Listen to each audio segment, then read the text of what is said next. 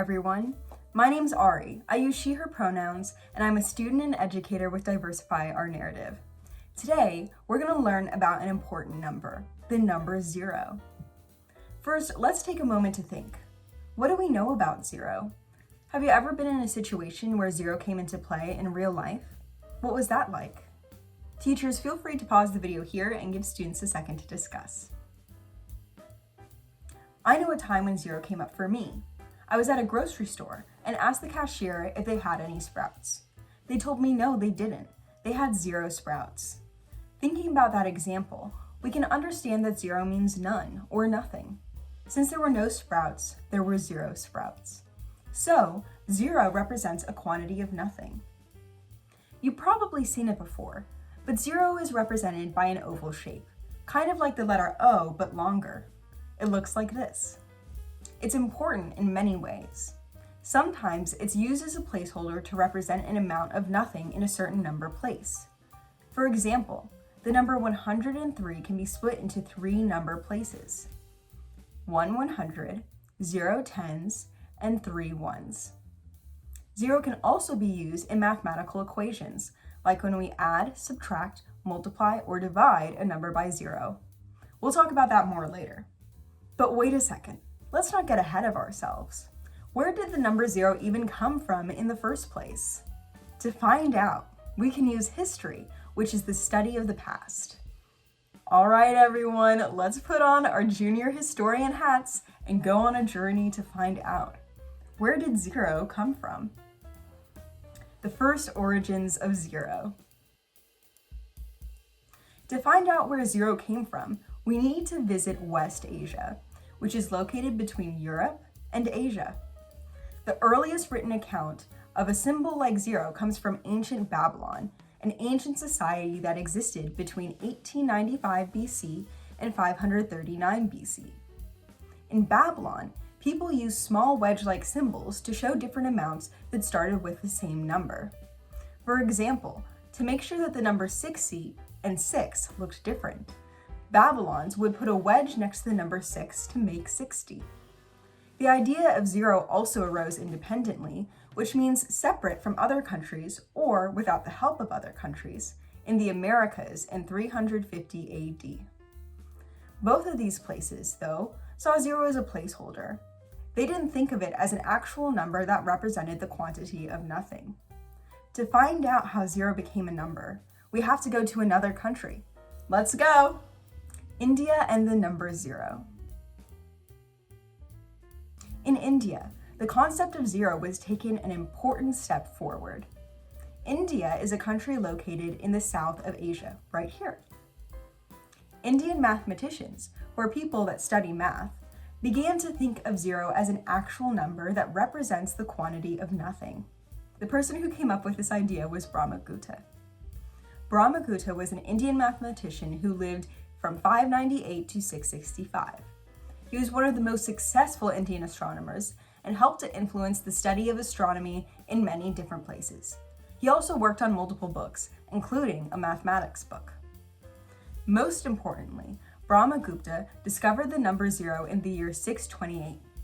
He wrote a definition of 0 as what happens when you subtract a number from itself, like subtracting 1 minus 1. He also helped give rules to how 0 would work in math operations, like subtraction and addition. Another important Indian mathematician who helped to build the concept of 0 was Mahavira.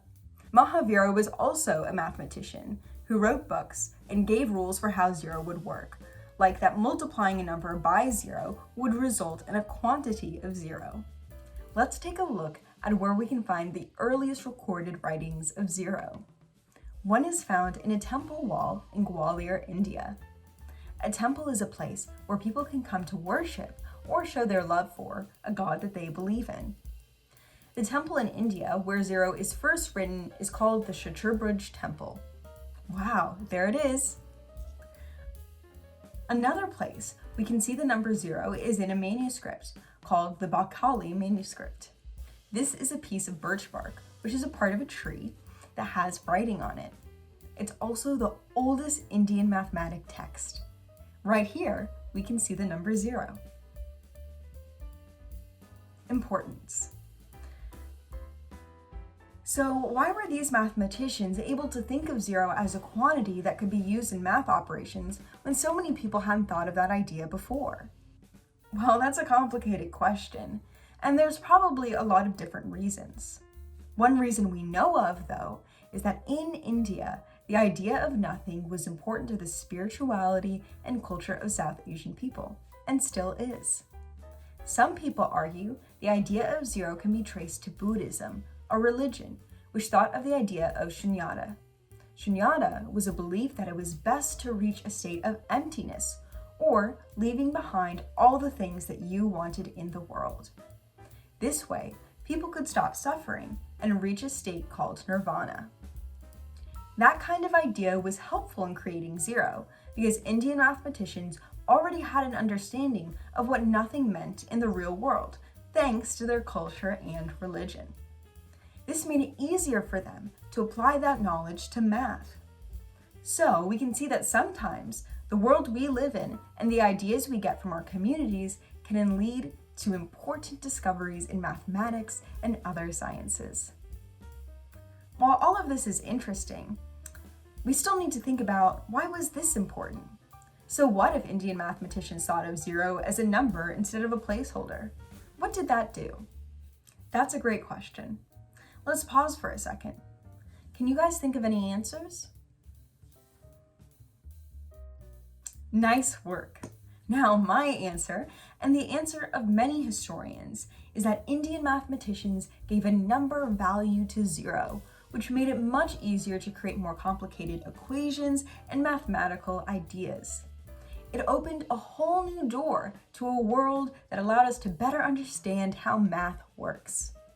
Some examples of what that eventually was able to create was the idea of infinity, the field of quantum physics, a type of science, and help us to think about questions about how the universe was created. Now, all of that is a little complicated for us right now, but we can sure be thinking about how zero in this way helped open us up to more ideas. I have just one more question for you. Why is it important to think about the people and cultures who invented ideas in math? Pause one more time and talk about it. Thanks for those answers. If I can take a chance at answering the question, I would say it's important to learn about the people and cultures who invented ideas in math and other things that we use in our lives because it gives us a chance to honor them for their contributions. By doing that, we can realize that human beings of all different backgrounds have made important discoveries that have helped the lives of everyone. If we didn't learn about this, then we wouldn't know about an important story in history that shapes our world today. And we would also be leaving out the accomplishments of people from the Americas, West Asia, and India. For many people who come from these backgrounds, it also helps to see yourself reflected in the inventors and innovators that shaped our world. Overall, learning about the inventors of ideas helps us better understand those ideas in today's world. Conclusion. Thank you so much for paying attention and participating today. As a review, today we learned that zero is a number that represents the quantity of nothing. Zero is shaped like a long, skinny oval. Zero was first thought of as a placeholder in places like the Americas and West Asia, and Indian mathematicians like Brahmagupta and Mahavira helped to create the concept of zero as a number. It's important to learn about the inventors of math ideas and other important ideas so we can honor their accomplishments and better understand our world today. Great job, everyone! You've definitely earned your junior historian and junior mathematician badge. See you next time.